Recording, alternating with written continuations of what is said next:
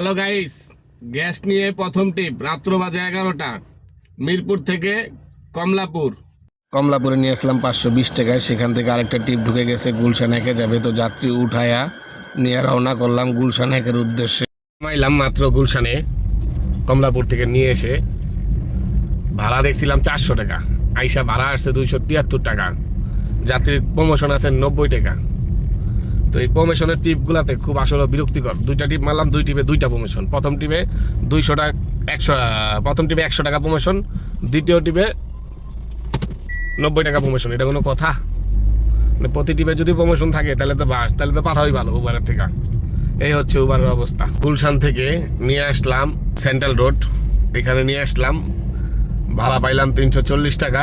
হাজার কোথায় টিপ ঢোকে, গ্যাস শেষ অলরেডি আছে। একবার 50-60 গ্যাস আছে, মানে 400 টাকার গ্যাস নিয়ে 3টা টিপ মারলাম, গ্যাস প্রায় শেষ। যাই হোক, পাঠাতে একটা টিপ আসছে, দেখি কোথায় যাবে। এখন ধানমন্ডি থেকে একটা টিপ ঢুকলো মিরপুর 13 নাম্বার পপুলার থেকে।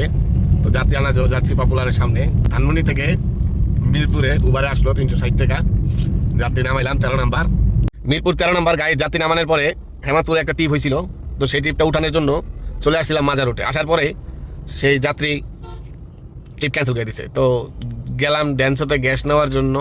ড্যান্সের অবস্থা তো এই যে আপনারা বাম পাশের সিরিয়ালে দেখতে আছেন।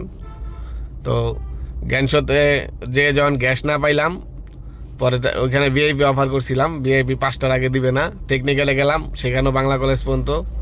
আবার ইউটার্ন ঘুরে টেকনিক্যাল থেকে চলে আসলাম গাবতলী, সোহাগের পরের পাম্প এসএসএ। তো এসএসএ বসে আছি এখন। এসএস থেকে গ্যাস নিয়ে হয়তো আল্লাহ দিলে দেখা যাক কতটুক প্রেসারে কতটুক ঢুকে। গাবতলীতে অনেক সাধনার পরে 100 প্রেসারে, মানে কি যে অবস্থা, 100 প্রেসারে মাত্র 200 টাকার গ্যাস ঢুকছে। এই হচ্ছে গাবতলীর অবস্থা। 2টা বাজে সিরিয়াল লাগাইছি পাম্পে, এখন মোটামুটি বাজে প্রায় 3টা। গ্যাস পাইছি 15 গাড়ির পিছনে 100 প্রেসারে। এই অবস্থা গাবতলীতে। ড্যান্সোতে 150 প্রেসার, সিরিয়াল আছে 400 গাড়ি। শাহনাজে প্রেসার আছে 180-90, কিন্তু গাড়ি আছে একেবারে শ্যামলী পর্যন্ত। তো গাইস, এই হচ্ছে রাতের পরিস্থিতি। এখন আর টিপ হবে কিনা জানি না। আর আমি এমনি তো 5টার পরে চালাই না, অলরেডি 3টা বাজে। তো রাত 11টায় বের হয়ে রাত 2টা পর্যন্ত 1600 টাকা ইনকাম। তো ভাড়া গাড়ি চালাইলে অবশ্যই পুরা বরাক বাস। আর যদি নিজের গাড়ি হয়, একটু রাত্রে কষ্ট করলেন, গ্যাস ফ্যাস বাদ দিয়ে 1000 খানিক টাকা টিকলো, বাসায় যায় ঘুমাইলেন। চলে আসছি মিরপুরে, গাড়িটা এখন বন্ধ করে দিব। তো বন্ধ করার আগে অবশ্যই গ্যাসটা নিয়ে নিব। তো মিরপুর 11 নম্বর পাম্পে মোটামুটি সিরিয়াল আছে। তো আমি এখান থেকে ভিআইপি সিরিয়ালে আইসা 5 গাড়ির পিছনে পড়ছিলাম। তো মোটামুটি এখন আগায় আসছি। তো আজকে গ্যাসটা নিয়ে রেখে দেবো গাড়ি। আর এখানে পাম্পে সিরিয়াল আছে 150। আর আজকে টোটাল ইনকাম হইলো 1681 টাকা। খরচ হইলো 400 টাকার গ্যাস নিয়েছিলাম বের হওয়ার আগে, 420 টাকার। আর এখন গাবতলীতে নিয়েছি 200 টাকা, 210 টাকার। আর এখন এখানে কয় টাকা ঢোকে জানি না। উবারের বকেয়া ধরেন 300 টাকা। এই হচ্ছে খরচ। এখন যত টাকার গ্যাস ঢোকে, দিন শেষে কিছুই থাকবে না, হয়তো 300-400 টাকা থাকবে।